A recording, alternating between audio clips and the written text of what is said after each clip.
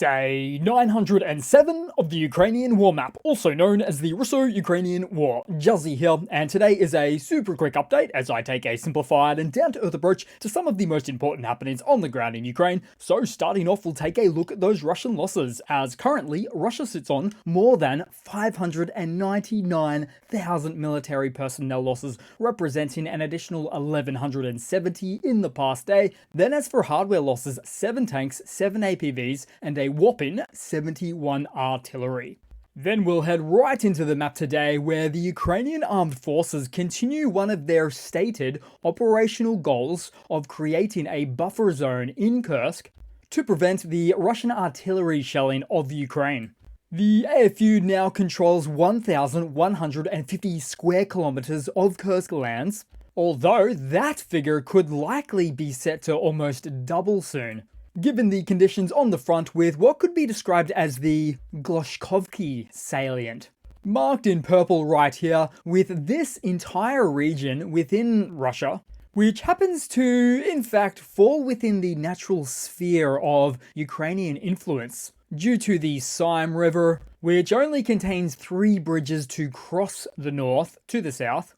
But of course, the Gloshkovo Sime River Bridge was destroyed right at the time of my previous post, and destroyed not long after a number of attempts on the bridge.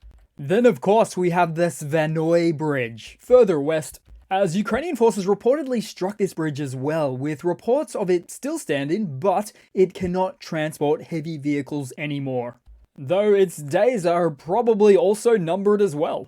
And so with the AFU taking out or disabling these absolutely critical bridges, it's been forcing a combination of Russian withdrawals, surrenders, and Russian personnel increasingly cut off from their crew north of the river, potentially leading to thousands of Russian soldiers getting trapped in the south. Because apart from Russia deploying a pontoon bridge at a very questionable position near to Gloshkovo, perhaps somewhat designated for withdrawals, there is only one other bridge the Russian army can use with which to militarily support this area south of the river. That is pinning a lot of Russian hopes on a single bridge. And so if conditions on the battlefield remain the same, we could expect to see a 700 square kilometer collapse of this entire Russian region to Ukrainian forces. What a blow to morale that would be for Russia. Not to mention the massive wave of surrenders of the Russian troops stationed in the region. Because if there's zero access to the north, then Russia is facing significant challenges for the area, cut off, isolated, and quantifiably doomed. Which also means, as it so appears, that Russia's corruption and lack of investment in their own infrastructure projects for larger bridges and more bridges could turn out to be their very own Achilles heel within this region. And so I just find it fascinating how new dynamics are playing out on this new frontier that we never even had a chance to consider before. Then to the very east of this region, which is also up for grabs, take for instance, we saw Russian infantry running away, with this event happening near to Korenovo, as we see the Russian army making another gesture of goodwill as they move to a more favorable position in the Russian rear, where instead the Ukrainian armed forces are cowardly catching up with the brave Russian soldiers retreating in victory. Oh, but I also must fling back across to the western region for the moment, as we see the blue here indicating a claimed Russian withdrawal. Unsurprising given the river, but also right here Tetkino, the Russian settlement of, which is no stranger to cross-border skirmishes, and could almost be considered one of the first Russian locations to collapse within this region, given how exposed it is.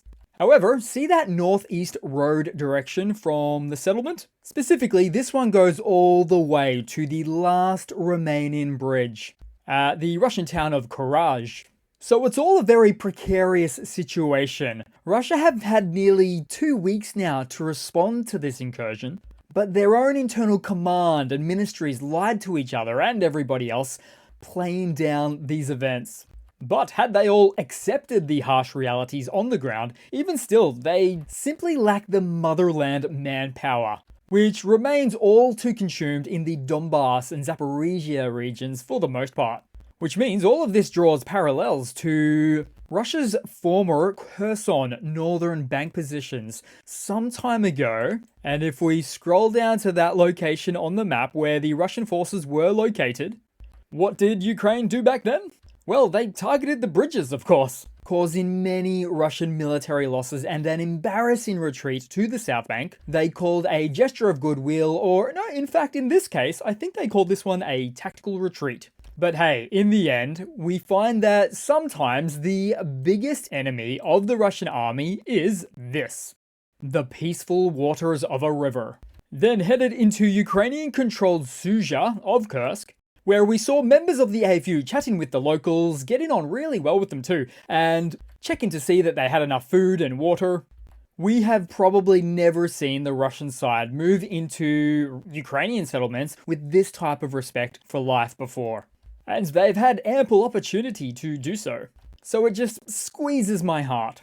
Then it got me wondering the question, would you rather live in Russian-controlled Ukraine or Ukrainian-controlled Russia? I'd have to say Russia on this account. Then to take a look at the Russian response in the region. So there's a few things. Firstly, remember that insulting amount of about $100 Putin promised to the Kursk residents? Well, they won't even be getting that anymore. Currently, such payments are not foreseen, said in the message of the local authorities. Then for more Russian responses, Russian President Vladimir Putin appointed relative Anna Sivilyova State Secretary for Russia's Defense Ministry, in addition to her role as Deputy Defense Minister, according to a presidential decree signed on August 17. So there we have it: cronyism, nepotism, non-meritocracy. Putin further surrounding himself with more yes men, or women, anyone he can still trust basically. Which means Putin is just doubling down on a strategy that got him into this mess in the first place. Then, as per latest engagements on the map, we continue to see young Russian conscripts flooding through and surrendering. With one such conscript, 22-year-old Nikolai, stating, quote, "We were promised that we would not take part in hostilities at all, but something went wrong." And so then when asked who promised him this, he said, President Vladimir Putin. So that's the thing that went wrong. And so these conscripts are generally surrendering en masse without a fight, frontline warfare being something they're not actually trained for anyway. But added to that, there's also troubling morale in the Russian army now more than ever, where barely any provisions are given. And many live under the situation of the beatings will continue until morale improves. That's just the Russian army for you. Then also, as a result of these latest engagements, we saw Ukraine capture another Russian T-80 BVM main battle tank in Sudzha, which is a Russian tank I occasionally refer to as truly the best tank Russia has to offer, although having said that, it's still not up to NATO standard. But even still, in this case, one less tank for Russia equals one more tank for Ukraine, creating a net difference of 2 tanks between the armies. So it's always important to recognize that as well. So as for these latest events today, the Ukrainian operation in the Kursk Oblast has already generated theater-wide operational and strategic pressures on Russian forces, where subsequent phases of fighting within Russia will likely generate even greater pressure on Putin and the Russian military. Then headed to elsewhere on the map, as a Ukrainian drone attack on the Kavkaz plant in Proletask of the Russian Rostov Oblast set fire to diesel fuel stored for the occupation army. The local governor Gulubev confirmed multiple attacks, stating all of the drones were shot down, with only debris causing the fire. That is a perfect trajectory for the debris in that case. Then headed across to a couple of super quick segments to round it all off for today, guys. So, a quick Russian military mobilization blunder segment, as the Russian Federation has started recruiting unemployed citizens for military service, offering it as a job vacancy. But if a person refuses the position twice, they will lose their unemployment benefits. So the document is referral to work as an infantryman. And so it's not so much what Russia is doing here, but why they're doing it, as Russia continues to deal in manpower shortages for its war. Then headed across to a rapid fire funny section to round it all off for today, guys. 3 or 4 funnies. So starting off with this one, a Russian TV show introduced the local dialect of Russians in the Belgorod Oblast near Ukraine, with the anchor seeming to not understand much at all because the local dialect, quote unquote, turns out to be Ukrainian, so that's awkward. Then in another quick funny, in the Russian blogosphere, some Russians are seeming to get it, making the joke now, so here it goes, quote, "It's good that everything is going according to plan, it's bad that the plan is crap." So very nice indeed. Then to another funny. So Putin-controlled and state-owned media outlet TASS reported on the latest figures for Putin's level of trust and support within Russia over the past week, and apparently exceeding over 80%. In this latest poll. I'm sure it is.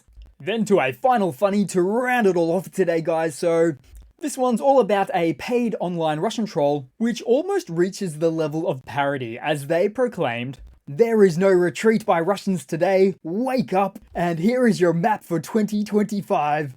Somehow indicating that Russia's snail pace will pick up in Ukraine by next year. Clearly the propaganda funding has gone down a notch. And isn't that just a lovely fantasy map right there? So that's it for today, guys. Thanks again for watching. Please continue to like and comment, and I do hope to see all of you guys, each and every one of you, there in the next one. Cheers!